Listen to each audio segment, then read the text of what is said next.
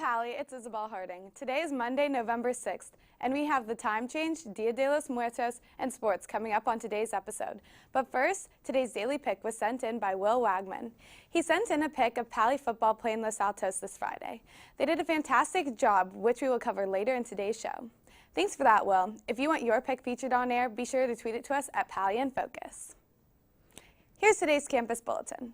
YCS is holding their first ever service fair this Wednesday at lunch. The fair will give students a chance to meet local service organizations and will inform students on how they can earn community service hours. Information on the President's Award as well as living skills will be provided. At the fair, there will be raffles for a chance to win t-shirts as well as other prizes. To learn more, email pallyYCSinteract@gmail.com with any questions. In addition to holding a service fair, YCS is also holding a job supplies drive throughout this week. The club is collecting new supplies, office supplies, mugs, food, and desk organizers starting today and ending November 17th. Items can be brought to room 215.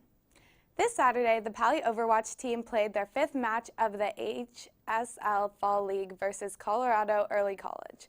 Overall, they won 2-0 the first map, Route 66, they won 3-2, and the second map, New Bonnie, won 2-0. They have a 3-2 record in the regular season. Yesterday at 2 a.m., clocks all over the U.S. were sent back 1 hour. Students that don't have clocks that automatically update should remember to send their clocks back 1 hour. It is not too late to sign up for TEDx PAHS speaker auditions. This year's theme is expanding perspectives, and they are looking for students to present a risky new idea, a unique story, or an uncommon approach to something common. Sign up at the link on screen. More information about auditions is in the document description. Questions can be directed towards TEDxPAHSspeakers@gmail.com. Last Thursday, Pally's Latinos Unidos Club hosted a celebration for Dia de los Muertos. Students taking Spanish or are familiar with Mexican culture are probably familiar with the difference between Dia de los Muertos and Halloween. Reporter Maddie Drucker went out to the quad Thursday to get a closer look. Although Halloween and Dia de los Muertos were within the same week this year, the ideas celebrated are very different. Okay, so the day is about remembering all the people that have passed away, our loved ones. A lot of people think it's a celebration on a day where we should be sad, but it's actually the opposite. We're celebrating life. We basically go to their tombstones and bring them such as their favorite foods, what they like to do and all that, and we just leave it there for them for the day. It's also a 2-day celebration. One day is a day to remember all the children who have passed away, and the second day is a day of remembering all the adults that have passed away.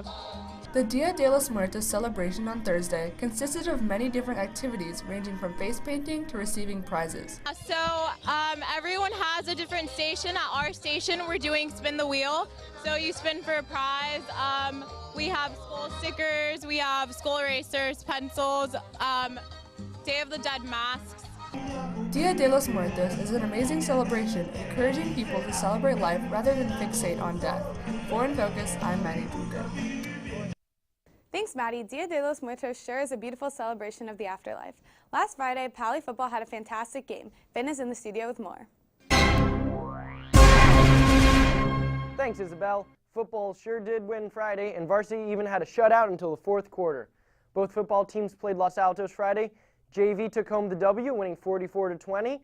As stated earlier, varsity football won on Friday. They beat Los Altos with a score of 44-7, which puts them on a winning streak as they won last week as well. Keep it up, football. Girls varsity water polo played a home game Saturday versus MA and won 11-10. This game was the quarterfinal for CCS, so they will be moving on. Girls varsity volleyball played St. Francis on Friday, but unfortunately lost the playoff 2-3. The only game for today is girls varsity golf, who will be teeing off against a to-be-determined opponent in Salinas at 3 o'clock this afternoon. That's all from me. Back to you, Isabel. Thanks, Finn. Stay tuned, Pally. InFocus will be back right after this. Good morning, Pally. This is Mr. Lapoli. He's a great guy. This is Mr. Bloom. He's me, Mr. Lapoli, Mr. Bloom. As students, how we define success and embrace imperfection plays a significant role in shaping our approach to school, our relationships, and our lives.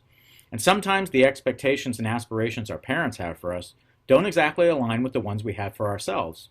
How do we navigate these differences? And how do we come to define success and embrace imperfection in ourselves and others in a way that best meets our needs?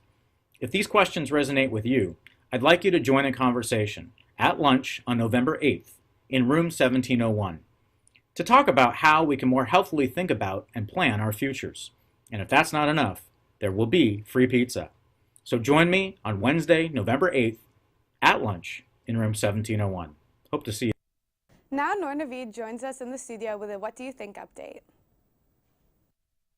Thanks, Isabel. Hey guys, Noor here. I just wanted to give everyone a quick update. So far, we received 10 responses on the What Do You Think poll from last week.